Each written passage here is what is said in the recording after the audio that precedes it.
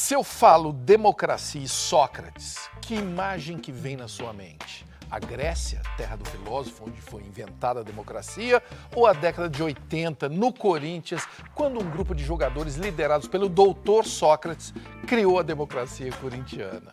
Se foi nisso que você pensou, prepare o coração, porque o meu convidado é o parceiro do doutor nessa história, ídolo corintiano, comentarista e, sobretudo, roqueiro Walter Casagrande Júnior. Bem-vindo ao Provoca. Fala, Marcelo, beleza?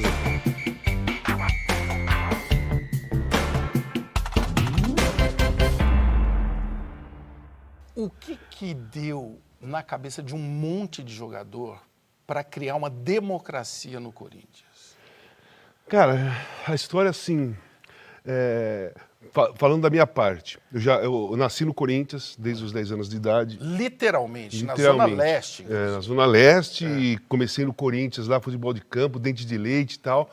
E sempre fui crescendo, fui ficando um adolescente mais rebelde, mas não gostava muito de liberdade, não gostava que mandava em mim, eu não conseguia fazer as coisas sendo obrigado, e isso aí começou a ter um conflito dentro do clube. E aí, cara, comecei a pegar amizade com o Magrão, com o Vladimir, comecei a ver que os caras queriam a mesma coisa que eu, a diferença de idade era grande, né? Eu tinha 18, os caras tinham 27. Sei, né? Nessa idade. E aí, cara, assim, eu fui gostando daquilo, fui vendo que aquilo era real, fui me sentindo livre. Eu preciso me sentir livre, preciso me sentir assim para estar feliz, senão eu não consigo. E lá eu comecei a me sentir feliz daquela maneira. E aí, cara, assim, começamos a participar de coisas dentro do clube, que não era normal. Fora... Que tipo de coisa? Decidir a hora da viagem, decidir se os caras iam concentrar, decidir coisas tão simples, mas que para o jogador de futebol era uma coisa muito importante você ter aquela conquista, porque eles não falavam nada. E aí nós começamos a decidir essas coisas. E tivemos abertura para manifestações fora do clube. Estou falando política, né? Sim.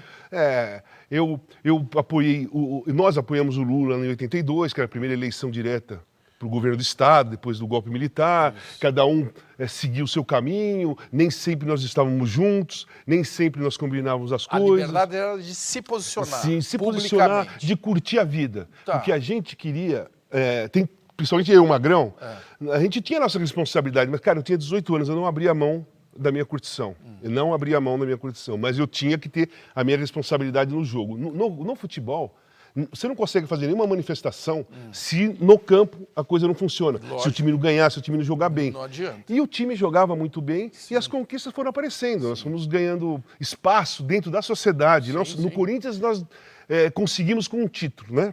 O pessoal fica feliz e tal. Fora do Corinthians, nós fomos conquistando com um espaço, aos poucos, até chegar nas diretas. Eu acho que essa foi a conquista da democracia corintiana. Não foi uma conquista do futebol, tá? Porque não ficou legado. Sim. Foi uma conquista da democracia corintiana, daquele período, daquele grupo, daquele momento. Se a emenda for aprovada, você não vou embora do nosso país! Direta já, meus irmãos!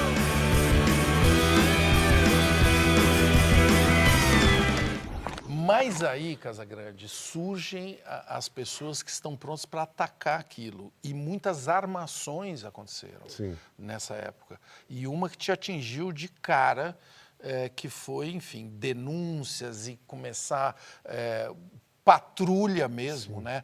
Onde que ele foi, a festa que ele foi. Começaram a acentuar coisas e se aproveitar de coisas para criar o que se chama hoje de narrativa. Não aconteceu isso? Sim, em 82, que foi o primeiro ano da democracia corintiana, que o pessoal começou a se assustar. Então, por exemplo, os generais ligavam lá no Corinthians para pedir para o presidente mandar tirar o democracia corintiana da camisa. Estava escrito aqui em cima, democracia corintiana, para tirar a democracia corintiana. E aí a gente fazia a reunião, o presidente Valdemar Pires falava, gente... os generais ligaram aí, tem que tirar a democracia corintiana. O que nós vamos fazer? Não, vamos continuamos. Quando foi para as eleições, que nós quisemos incentivar os votos, porque as pessoas tinham medo, principalmente os mais velhos, como foi a primeira eleição depois do golpe, eles achavam que era uma armadilha. Pô, vou lá votar, os caras vão me ver, vão me prender. Tinha muita gente que pensava isso. Com medo de ir votar. Exatamente. E nós colocamos dia 15 vote e eles também foram em cima, não era para colocar e tal. E ali tinham três pessoas que se destacavam mais, e os ataques eram nessas pessoas. Então o Magrão era um bêbado, os caras atacavam com racismo o Vladimir, e eu, como era o mais jovem, e eu não estava nem aí, eu ia nos lugares, eu ia nos barzinhos de rock and roll, e sem preocupação nenhuma, eu era o alvo mais frágil, mais fácil, né? Então eu tomava blitz todos os dias. Teve um período de 82 que às vezes eram mais de uma blitz por dia. Foi a tentativa blitz mesmo, daquela clássica. Blitz mesmo, de tomar soco no estômago, de deixar todo mundo pelado na rua, de ficar insistindo com uma coisa que eles não encontravam nada.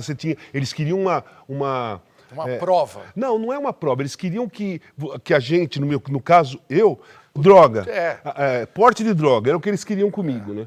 Então foi um ano muito difícil, mas assim, difícil nesse ponto, mas muito legal por tudo que girava ao redor, sabe? Os jogos, as vitórias, os gols, os shows que a gente ia, porque eu organizava todo final de semana, a gente ia num show, ou no AMB ou no Ibirapuera. Então nós entramos muito forte na cultura brasileira naquele momento. Então a democracia corintiana ela abriu a porta para a gente que estava participando, para o lado político, para o lado social e para o lado da cultura, do divertimento. Cultura pop mesmo. E futebol não é cultura pop? Tem coisa mais pop, né? Não é lógico. É totalmente cultura pop brasileira.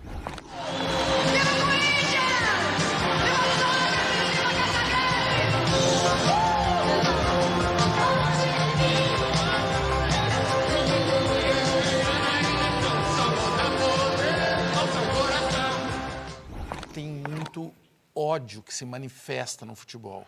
O mais evidente, por exemplo, é racismo, homofobia, tem aquela violência de ataque aos ônibus e tal.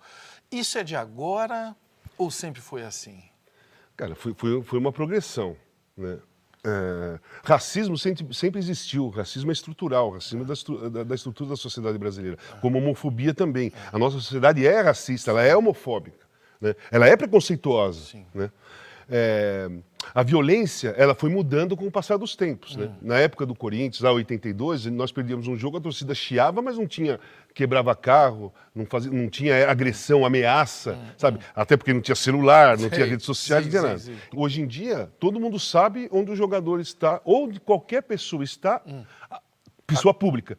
Se você vai num restaurante, alguém de longe tira uma foto, o Marcelo está aqui. Ele está aqui. O Marcelo está aí. Acabou de chegar. Exatamente. Então, as coisas foram mudando. Mas, na minha opinião, de 5 anos para cá, isso pegou uma proporção muito grande.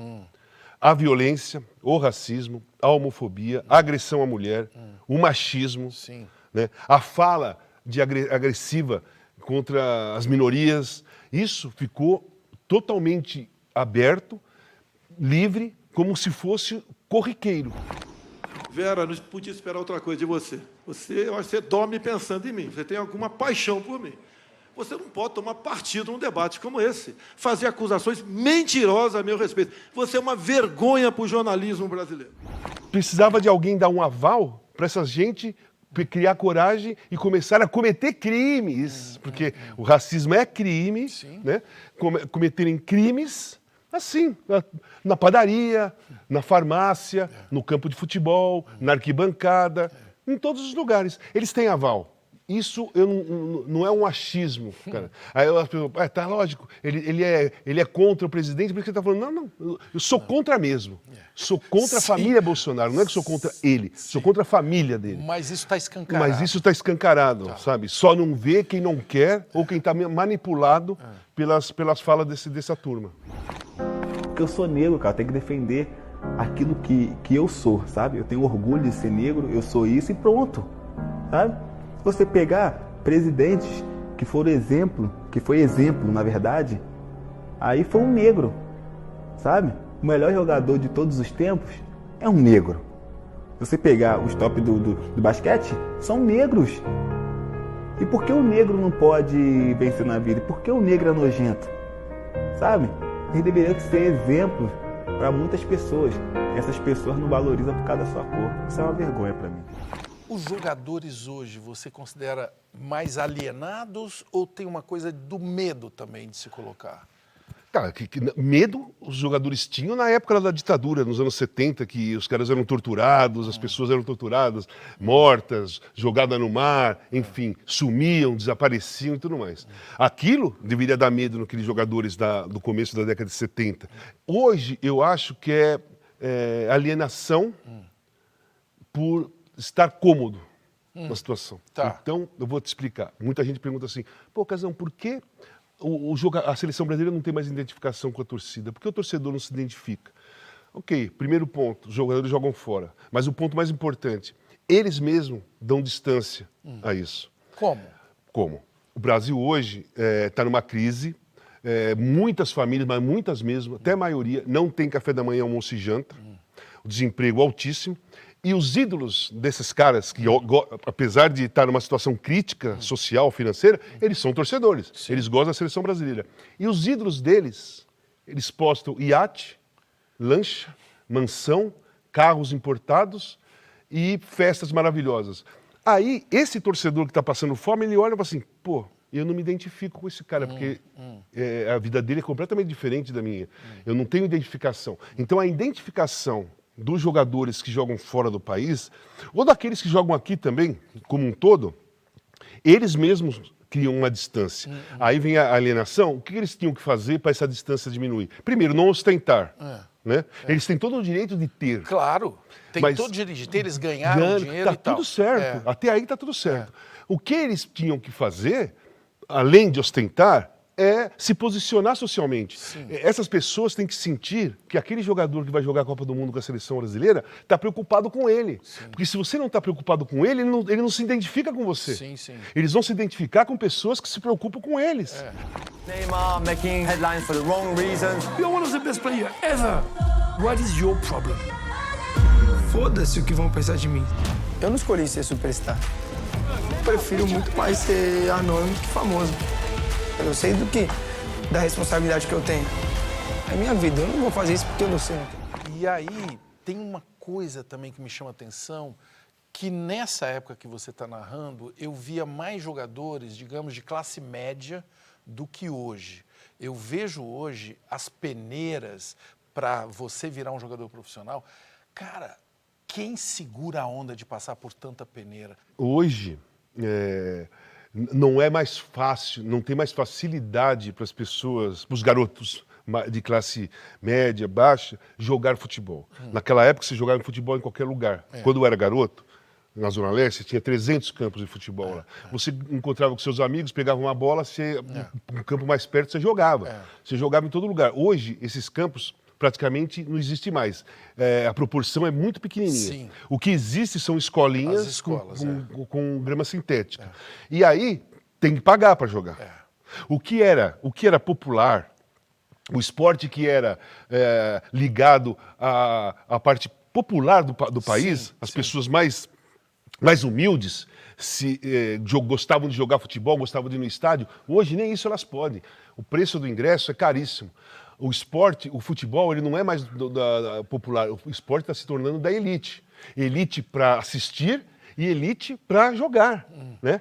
Então, tem uma dificuldade muito grande desses moleques terem acesso. Sim. E hoje, também tem essa diferença que você está falando, ela diminui muito rápido, porque o garoto com 13, 14 anos, com 12, 13 anos, ele chega com um empresário.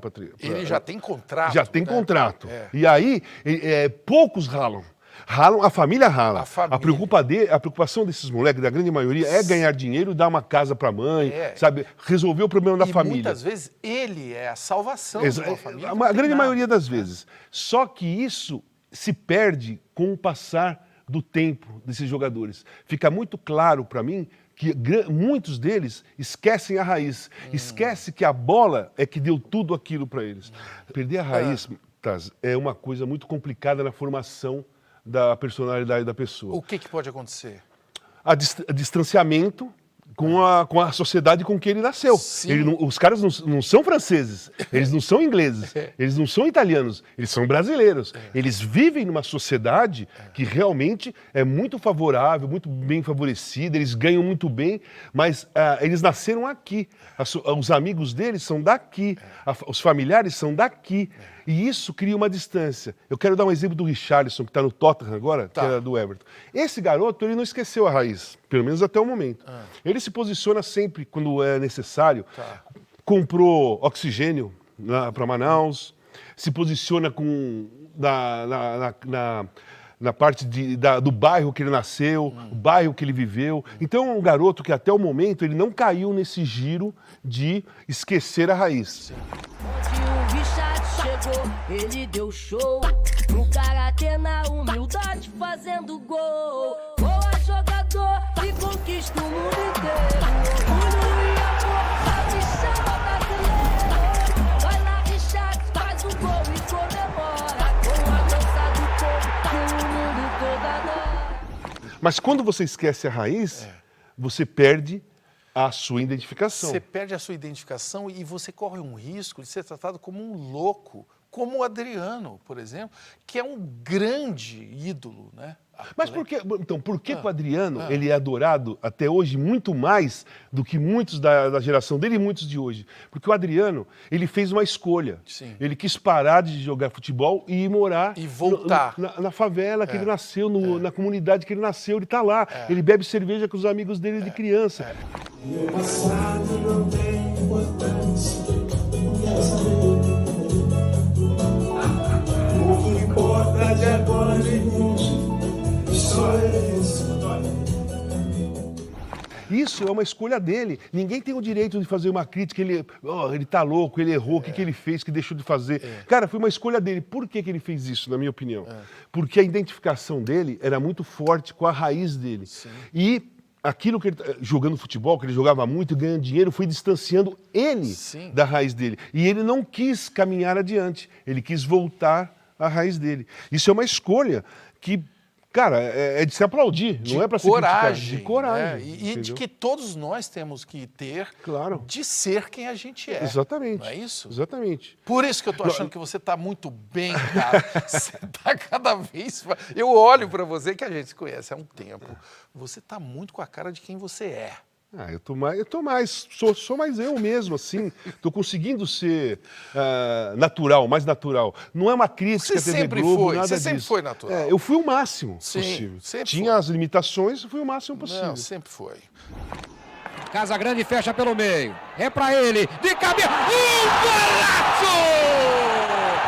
Grande gol de Casagrande! No levantamento, na medida de João Paulo. No próximo bloco, nós vamos falar de rebeldia. É um tema que eu acho que tem a ver com você. Até loguinho.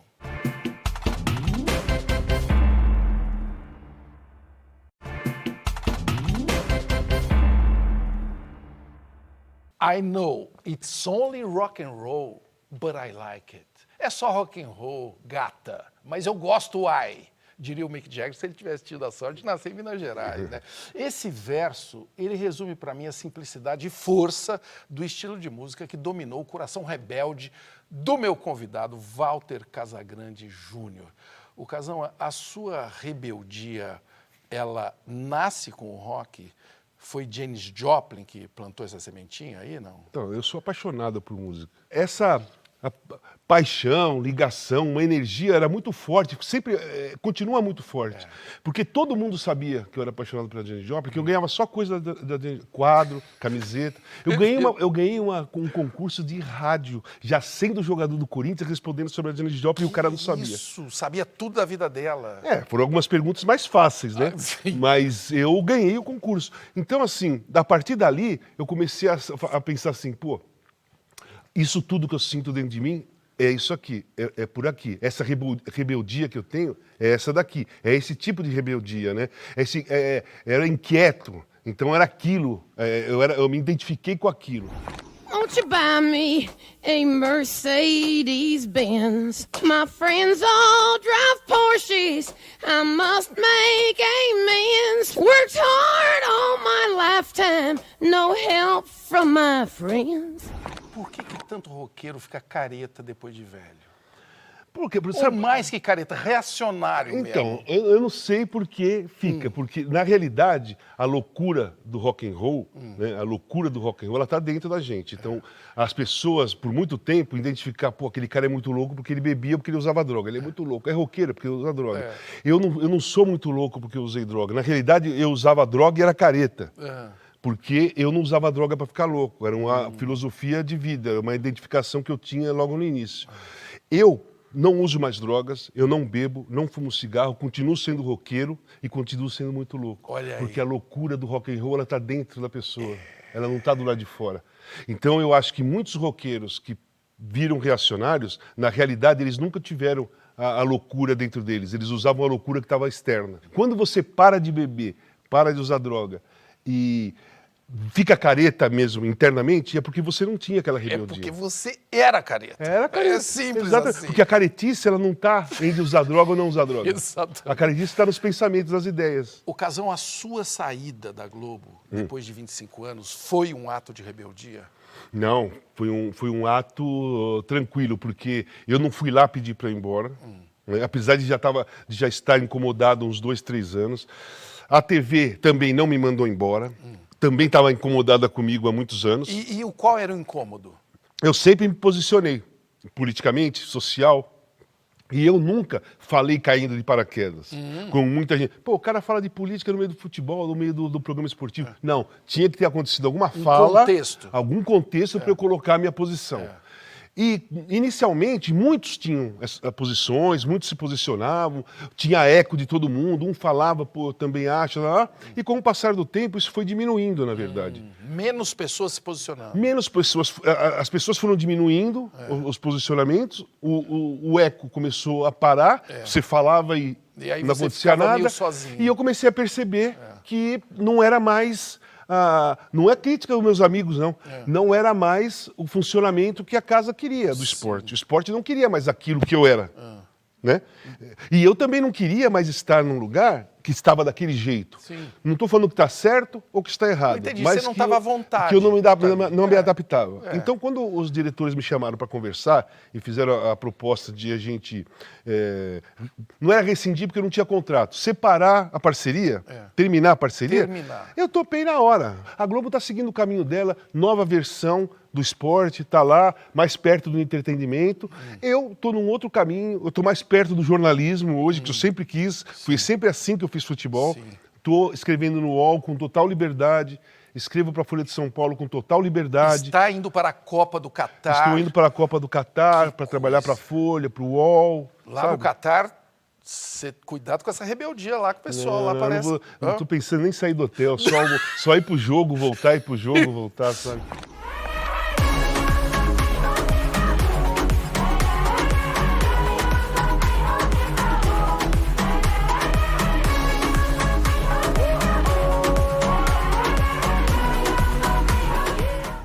A sua luta contra a dependência química é uma lição para muita gente.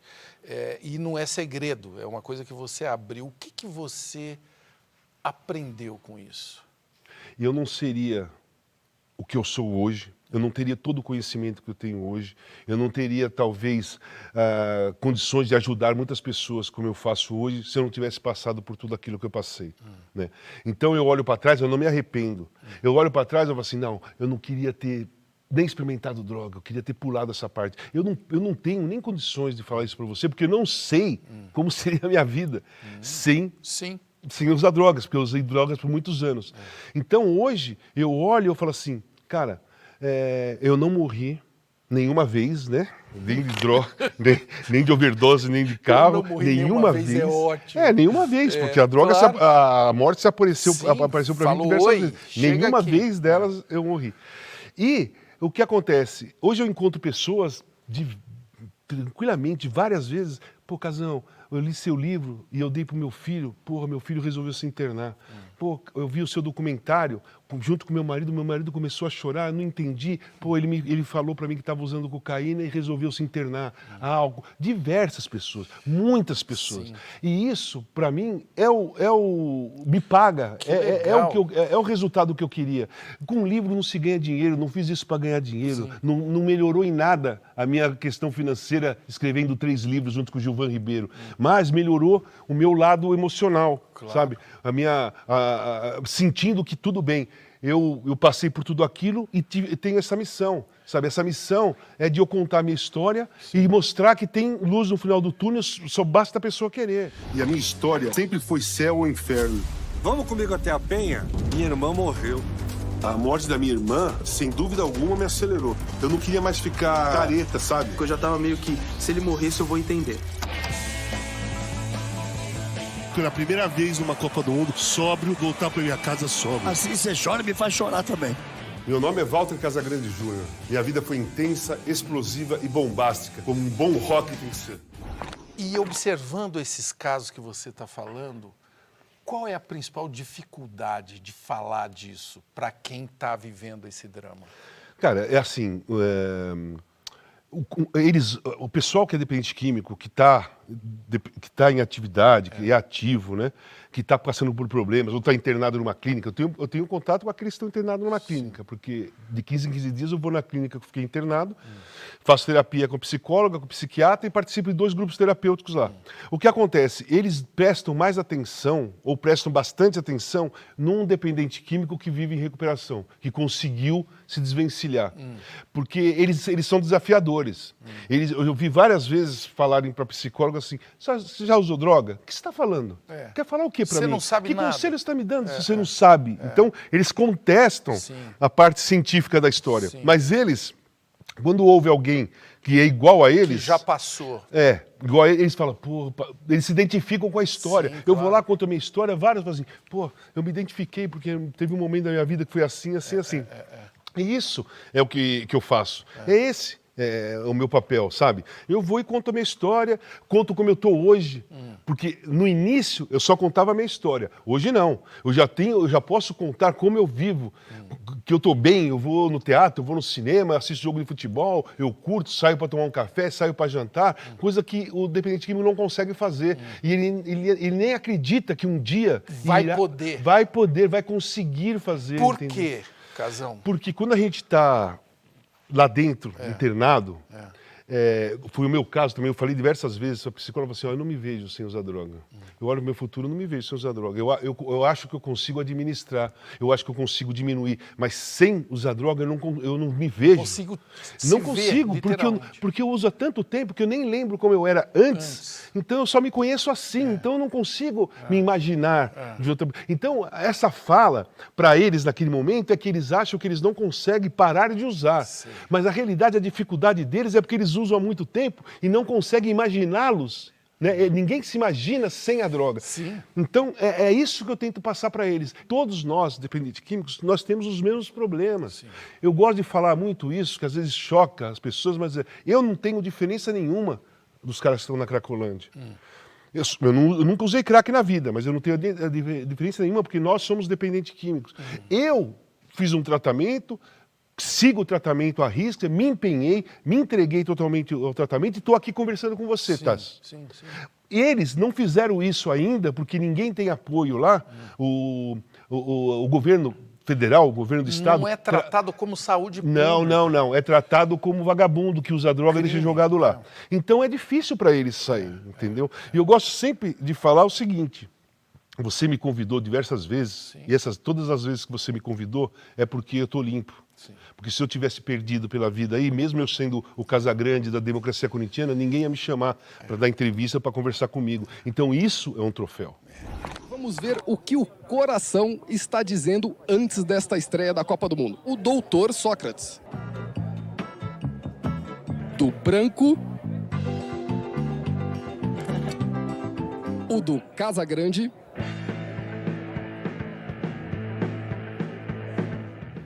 os anos 80, assim, eu converso às vezes com meus amigos e tal, assim, ó, eu e o Magrão, nós tivemos a nossa história porque não tinha celular. Porque se tivesse celular, os caras iam pegar a gente todo dia em tal lugar, bebendo cerveja, barzinho de rock. Aqueles barzinhos do Jardim, você lembra? O de Stock, o Vitória, Batalha Pub. Lei Seca, tinha coisas incríveis. Então, maravilhosas, a gente ia em todos os lugares. E na Copa, cara, você lembra que o Circo Voador estava lá, né? Sim, então, claro, eu não só lembro como eu estava... A folga, quando tinha folga do Tele, o ônibus do Circo Voador ia me pegar lá. Eu ia direto pro Circo Voador, cara. Já pensou? Apesar que teve foto, pegaram uma foto no jornal mexicano, eu, o alemão, sem camisa, com a camisa amarrada na cabeça, com latinha de cerveja no show do Alceu Valença. No show do Alceu Valença, e tinha um hotel onde ficava o Circo Voador. Sim. Cara, aquilo existiu, né? E tinha um espaço no centro, e todos os quartos ficavam... Parecia uma arena, assim, parecia uma coisa maravilhosa. Aquilo aconteceu? Aconteceu. A gente estava lá, A gente estava lá. Tanto que eu coloquei o apelido de um dos garçons lá de Lulu Santos, né? Lulu Santos. Esse aqui é o garçom, o chegado nosso é o Lulu Santos. Lulu, o pessoal aí da seleção foi legal? Você gostou da rapaziada? Muy bien, todo, muy bien. Casa Grande deu muito trabalho? No, es muy correcto, muchacho bueno, muchacho niño bueno. Tem aquele nosso encontro, o Brasil desclassificado, e eu conversando com você na concentração, e com o Lulu Santos, mas você estava mesmo a fim de voltar porque o seu filho tinha nascido. Cara, aquela Copa, nós fomos convocados em fevereiro e a gente se apresentou no comecinho de março e a gente só saía de 15 em 15 dias que o Tele deixava. Tele Santana ali. Quando meu filho nasceu, ele nasceu 15 de março de 86, eu estava na Hungria jogando com a seleção brasileira. Aí eu voltei, né? Voltamos da excursão, jogamos com a Alemanha e com a Hungria, deu 2 dias de folga, eu fui lá, vi meu filho... demos o nome dele e tal, não sei o quê, fui embora e não voltei mais. Que coisa. Quando eu voltei, ele já tinha 3, 4 meses, quase 5 meses. Olhava assim e falava, pô, quem é esse cara, né? Então eu tava com vontade de... Você tava, a gente vê você ali, né? Eu quero ver meu filho, pô. Você vai direto pro Brasil, vai voltar direto? Vou direto pra casa. Ah, é? Vou conhecer meu filho, né? Quantos meses ele tá? 2 meses. 2 meses. Será que ele vai te reconhecer? Vai ser meio difícil, né? Vou ter que brigar. A Copa não foi como eu esperava para mim. Eu era titular da seleção brasileira, cheguei como titular, perdi a posição no terceiro jogo, não joguei bem, foi muito mal. Não entendi por que não joguei bem naquela época, depois eu entendi. Por aí, quê? Por quê? Porque eu treinei pra cacete. Desde o começo do ano, eu fui treinando pra caramba. E o meu treinador, meu preparador físico no Corinthians era o Gilberto Tim, que treinava pra caramba, e ele era da seleção. Então, ele treinava forte. E eu fui treinando, em maio, eu estava voando. Eu era o melhor jogador em preparo físico, em forma, em maio, começo de junho, cara. Quando chegou a Copa, eu estava caindo. Uma semana antes eu não conseguia me mexer. Eu tive um estresse físico. E o estresse físico, cara, esquece técnica, você não consegue se mexer. E eu joguei muito mal os 2 primeiros jogos, acabei saindo do time. Joguei um pouquinho no terceiro, joguei quase o tempo todo no terceiro, depois não entrei mais. Fiquei muito revoltado com o Tele, por causa disso, mas depois de anos eu olho para trás e falo, pô, o Tele tinha total razão. Não tinha como jogar. E, assim, outra coisa, o meu comportamento, eu me diverti. Talvez eu não tenha encarado com tanta seriedade a Copa do Mundo, ou talvez eu tenha pensado que eu poderia jogar bem de qualquer maneira. Na hora eu resolvo. Na hora eu resolvo. E... além do cansaço, os divertimentos que eu tive, eu não consegui recuperar. A gente jogava meio-dia, o calor do caramba, e eu não consegui realmente entrar... Eu não consegui ver a Copa do Mundo com muita seriedade. Eu deveria ter visto com mais seriedade. Isso, eu me arrependo. Sim. Se eu voltasse em 86, eu não ia sair todas as vezes, como eu saí nas folgas. Eu ia me segurar um pouco. Sabe? Porque a Copa do Mundo é séria, é uma coisa importante, eu só joguei aquela e perdi minha oportunidade. Casagrande corre na área e você vê Renato. Vai pra cima na marcação, cruzamento, Casagrande de cabeça. Gol!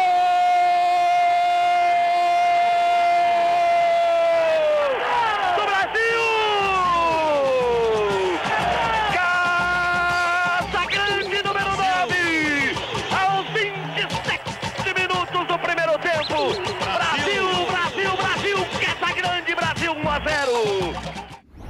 Tem uma entrevista sua aos 19 anos, falando de preconceito contra jovens.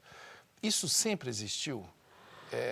Existe até hoje? É isso que eu queria entender de você. Você acha que é o quê? Inveja da juventude? Não, cara, vamos lá. Na minha geração lá, quando eu dei aquela entrevista, eu tinha 18 anos, ou 19 anos.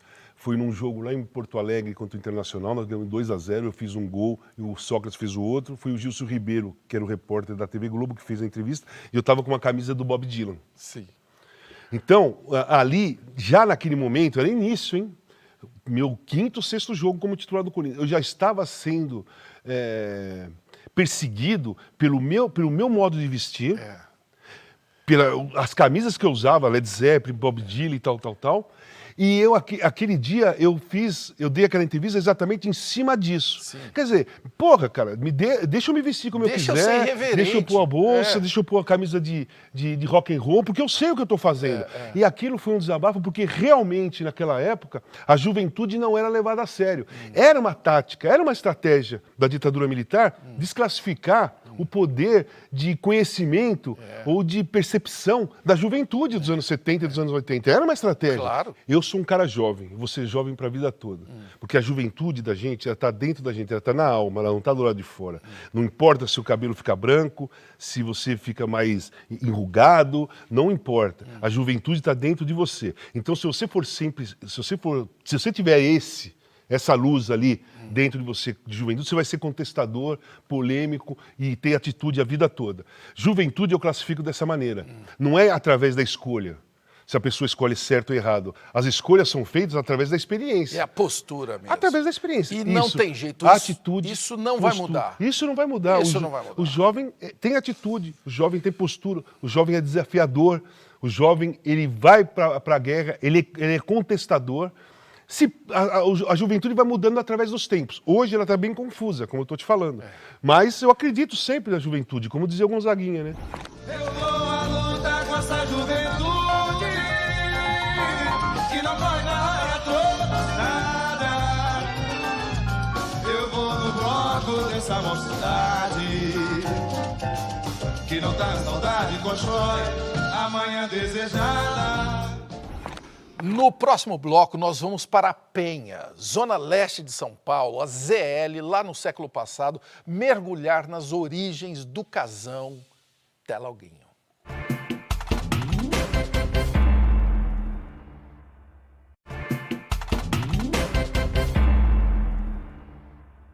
A rainha do rock brasileiro é paulista e corintiana. É dela, Rita Lee, o grande hino dos rebeldes que diz assim: Baby, baby, não adianta chamar quando alguém está perdido procurando se encontrar. O Casagrande tem que me dizer, você é a ovelha negra da família? Sim, sou a ovelha negra da família. Desde sempre? Desde sempre. Isso estava escrito lá? Isso estava escrito e com muito orgulho, com muito prazer foi iniciar logo cedo sendo ovelha negra da família. Quanto cedo foi? 13, 14 anos, já mostrava que eu era diferente do resto da minha família, pela agitação, pelos pensamentos, pelas coisas que eu queria fazer, falar e tal. E eu acho que ser ovelha negra não é uma coisa negativa, é uma virtude. Sim. E como era ser ovelha negra na Penha, na ZL? Pô, cara, eu curti pra cacete, meus amigos de infância. A gente tinha uma turma gigantesca entre garotas e garotos e tal, que estudamos no mesmo colégio, com alguns em épocas diferentes pela diferença de idade, mas todos no mesmo colégio, todos conhecendo as mesmas professoras, diretora, Esther Frankel Sampaio, é um colégio da Penha. Diretora, servente, todo mundo conhecia todo mundo ali. Sim. Então, cara, nós fizemos uma turma gigante, que depois ela se dividiu no meio exatamente porque nós começamos a fumar um baseado, viramos veneno. E os caras que não experimentaram baseado ficaram catados. Mas era a mesma coisa, a gente viajava junto, curtia junto, sabe? Esses são meus amigos até hoje. Até hoje? Sim. E se fazia muitas vezes isso no colégio, que não dava nenhum efeito, que era assim, separar uma turma. Separar, Não, muita bagunça. Muita bagunça, Eu era um desses aí. Então, aí o que acontecia? Espalhava a bagunça para todo o colégio. Essa é uma maravilha. Teve alguém que tentou te chamar como na letra da Rita Lee, em vão, ficando, cara, não venha me chamar porque eu sou assim mesmo, eu sou a ovelha negra. Isso, você sabe que quem poderia ter feito isso e não fez, e ainda bem que não fez, porque eles me entenderam muito rápido, foram meus pais, né? Meus pais me entenderam muito rápido. A minha mãe, principalmente. Eu lembro que a minha mãe falava pro meu pai, deixa o Valtinho, eu sei como tratar com ele. Não adianta você falar isso ou falar aquilo, não adianta. E uma coisa que me pegava, que o meu pai fazia, era o seguinte, quando eu comecei a chegar de madrugada, tal, com olho vermelho, entrava, aí eu cheguei uma vez, eu entrei na sala, fui na cozinha pegar uma água, né, tava tudo escuro, aí de repente eu ouço, você tá pensando que eu sou Loki, bicho. Meu pai pôs o disco e colocou e não falou nada. Aí eu falei, pô pai, que você tá fazendo isso? É isso, ouve a letra da música. Você tá pensando que eu sou Loki, bicho. Sou malandro velho, não tenho nada com isso. E aí eu ficava revoltado que eu preferia que ele me xingasse, ou que, sabe, me desse uma dura, do que ele pôr a música, porque ele tava falando assim, você pensa que eu sou trouxa? Olha aqui. Olha aqui, você tá pensando que eu sou Loki, bicho? Então, assim, o meu crescimento, a minha vida ali na adolescência, além de ser totalmente livre, além da confiança que meus pais tinham em mim, foi muito musical. Sim. Até a dura que eu ia tomar... Sim. Meu pai ia através da música. Ele não vinha pra cima de mim, ele não vinha me xingar, ele não vinha me bater. Apesar de ter problema com alcoolismo. O seu pai? Meu pai, E isso foi uma coisa que bateu em você? Bateu. Foi uma coisa chata da adolescência, né? Da infância e adolescência, porque ele era um cara super legal, super musical, super de cinema, a gente assistia filme pra caramba e tal, e quando bebia se transformava. Então era um saco, sabe? Calma, pessoal. A situação aqui está muito cínica. Os mais pior vai para as clínicas. Oi, domingo nós fomos no samba no bichão. Eu amo o meu passado, eu me diverti pra caramba.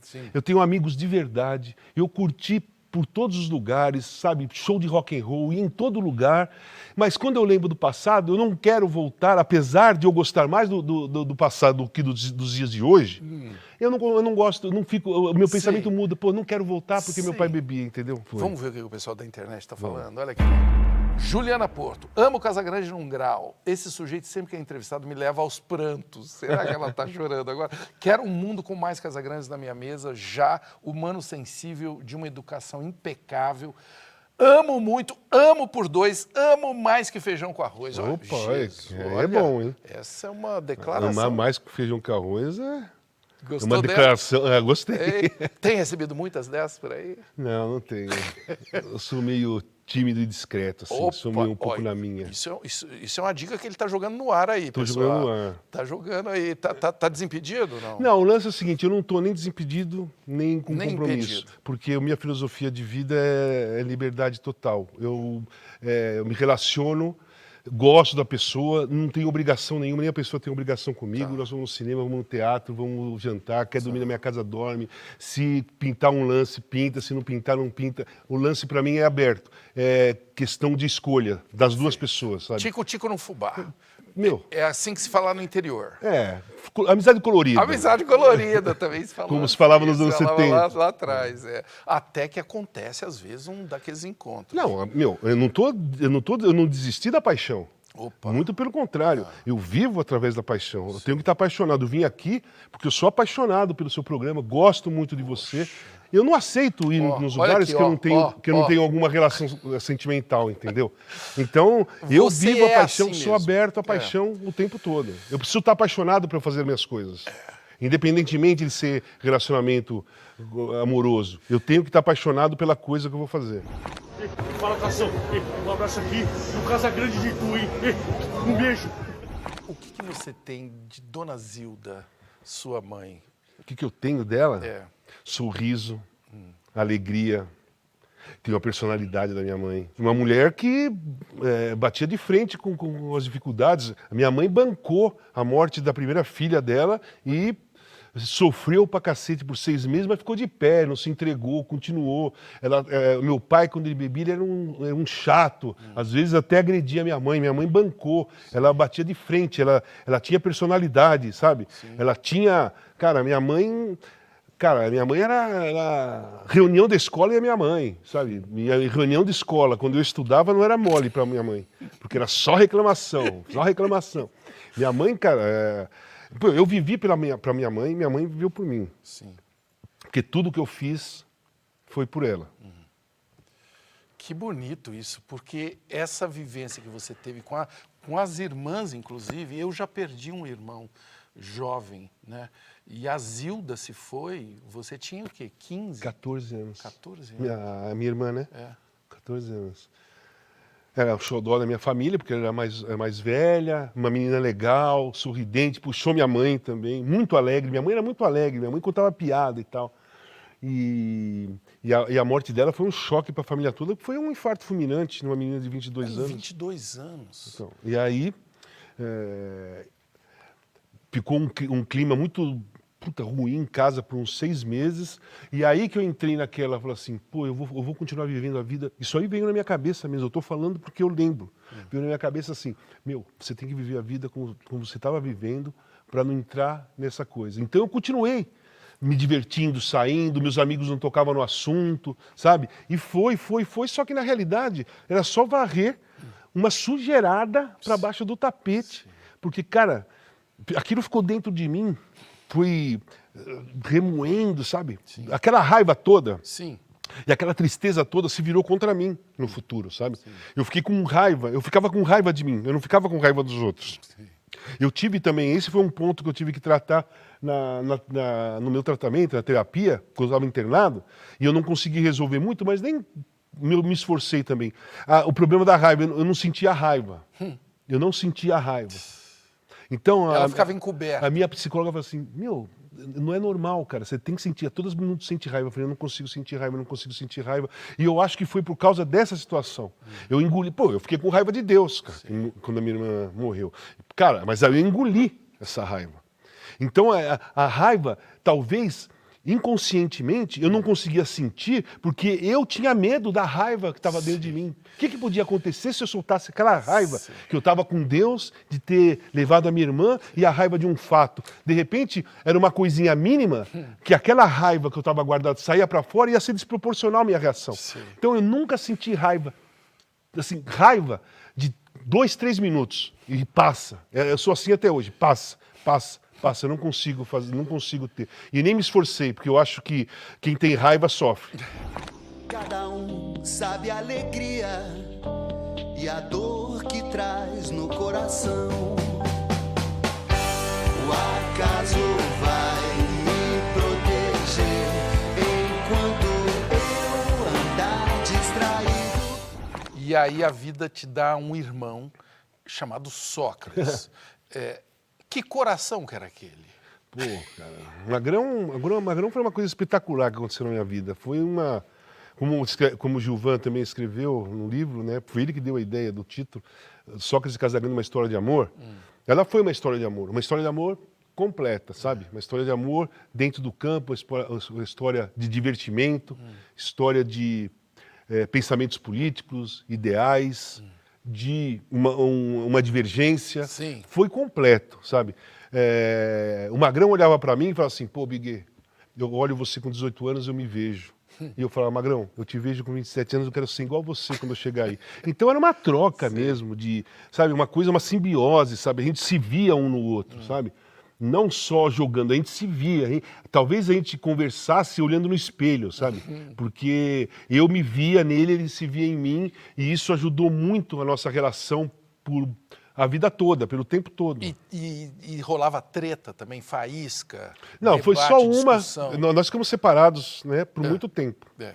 Porque quando eu fui pra Globo, e aí eu estava um dia na redação, ele ligou falando, ô, Biguê, vem aí com os caras, porque eu tô sabendo que a Globo quer mais um comentarista para São Paulo, vê se pinta essa chance para mim e tal, porque realmente e não era eu que reclamei, mas eu estava precisando, só tinha eu em São Paulo.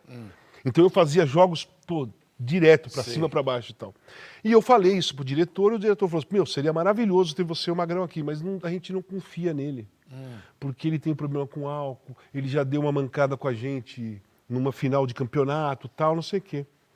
E aí eu falei para ele isso. Aí, 2 dias depois, eu entrei no restaurante, no Leles, porque eu fazia minhas entrevistas pro Estadão lá. Eu tinha uma página no Estadão, que era um bate-papo sempre com alguém. Aí eu cheguei lá, tava ele, o Juca Kfouri e o Trajano, eu cheguei perto dele e falou, o cara que se vendeu pro sistema. E aquilo me feriu. E como eu não sinto raiva, e como eu não discuto, eu não respondi e me afastei, entendeu? Eu me afastei.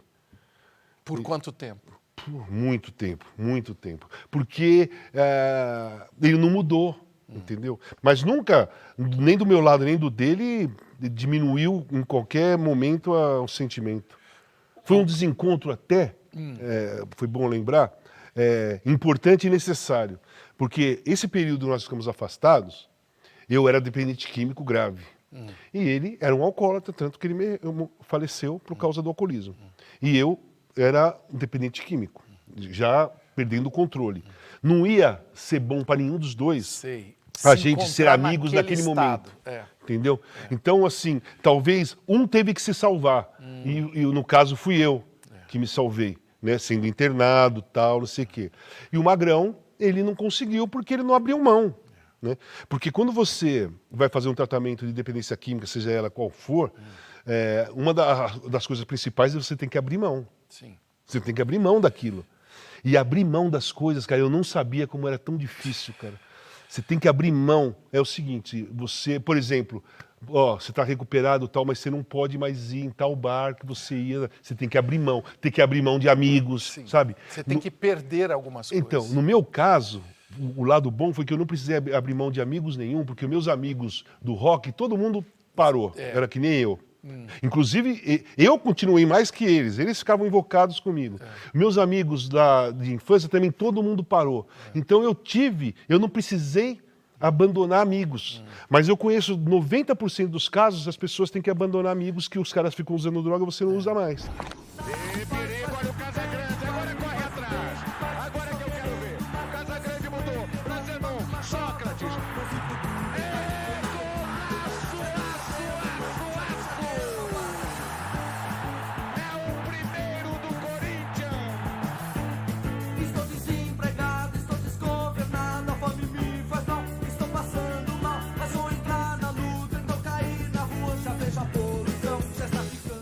Sua mãe, a dona Zilda, dizia o seguinte, eu só vou morrer quando o Valtinho estiver bem. Então, isso eu não consegui dar para ela. Eu estou bem, mas ela morreu antes de eu estar bem. Antes. Eu já tinha saído da internação, mas eu estava patinando e a morte dela me fez recair no lado emocional. Sim, claro. Então, ela não conseguiu. E uma coisa que eu guardo, que é a coisa mais triste que eu tenho, é que uma vez ela falou para mim, vamos comer uma pizza? Eu estava na casa dela e eu tinha usado cocaína. Eu falei, mãe, amanhã eu venho aqui e a gente come uma pizza. Hoje não dá, eu tenho um compromisso e tal, e eu não comprei a pizza, nunca mais comi a pizza com ela, ela faleceu depois. Então eu olho para trás e falo, por que eu não pedi a pizza, meu? Por que eu não pedi a pizza? Cara, eu escolhi a droga. Olha como a droga é cabulosa, bicho. Eu escolhi a droga naquele momento ao invés da pizza com a minha mãe. Vê como você, quando perde o controle, uma coisa, você troca tudo. Por isso que chama perder o controle. Perder o controle, você inverte os valores das coisas. Naquele momento, o valor mais alto para mim era a cocaína, não era minha mãe nem a pizza. Não era meus filhos, não era ninguém. Entendeu? Isso aí, essa única situação que eu falo, eu não podia ter feito isso, porque eu não tive outra oportunidade. Mas ela deve estar muito orgulhosa de Sim, Valtinho. bastante. Super feliz. Esse Valtinho aí. Tá vendo? Olha lá, meu pai chamava Walter, né, obviamente. Eu falei pro Walter, deixa o Valtinho que ele se vira. Ele se vira, tá se virando muito bem, viu, dona Zilda? Walter Casagrande Júnior, o que é a vida? Cara, a vida, para mim, é tudo. Né? Não é a vida de você estar vivo. A vida que te oferece as coisas, sabe? Cara, a coisa mais maravilhosa que tem é você viver com intensidade todas as coisas que acontecem para você durante o tempo que você está na Terra. Seja ele relacionamento, amigos, shows, música, futebol, gol, perder gol, sabe? A minha vida é intensa, eu sou um cara intenso. Tanto que eu fui intenso pro bem e pro mal, para mim. Para eu me drogar, eu era muito intenso. E eu tive que ser intenso também para me salvar. E a minha vida sempre foi intensa, não existe nada devagar. Eu tô meio que nem aquela música dos Titãs, sabe? Eu não quero nada pela metade, sabe? Por mim, comigo não tem nada pela metade. É tudo por inteiro, sabe? Tudo é inteiro. Quer conversar comigo, quer sair comigo, quer viver comigo, cara, eu sou inteiro. Então não venha pela metade que não vai funcionar, porque eu sou inteiro, entendeu? A vida para mim tem que ser inteira.